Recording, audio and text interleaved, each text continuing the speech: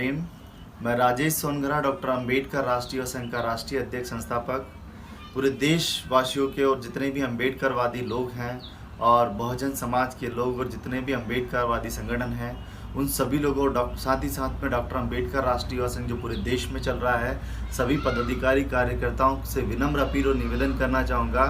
कि जो उत्तर प्रदेश के हरदस में हमारी बहन मनीषा के साथ जो बलात्कार हुआ और बलात्कार करने के बाद उन दरिंदों ने उसकी गर्दन तोड़ दी, उसकी रीढ़ की हड्डी तोड़ दी और वो कुछ बोल ना सके, इसलिए उसकी ज़ुबान भी काट दी गई। ऐसे दरिंदों को कड़ी से कड़ी सज़ा देने के लिए हमें पूरे देश में आंदोलन करना होगा।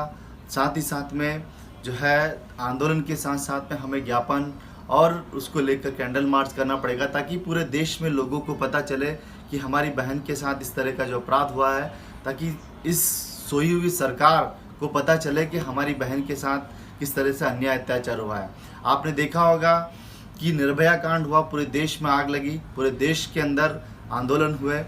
उस बहन निर्भया के साथ में जो बलात्कार हुआ, लेकिन जो दलित वर्ग की बहुजन समाज की बेटी, वाल्मीकि समाज की जो बेटी मनीषा, उसके साथ जिस तरह से उन दरिंदों ने बलात्कार किया, इस घटना को लेकर ना मीडिया चुप है और भारत सरकार चुप है। इसलिए यहाँ स्पष्ट और साफ समझ में आता है कि ये जो सरकार है देश में, ये जातिवादी सरकार है। जो एक दलित वर्ग की बेटी के साथ अगर इस तरह की घटना होती है तो वो चुप रहती है, लेकिन किसी उच्च वर्ग की बेटी के साथ होती है तो वो इसको लेकर पूरे देश में आवाज़ उठाता है। इसलिए मैं भारत सरकार और भारत देश के लोगों से विनम्र अपील और निवेदन करना चाहूँगा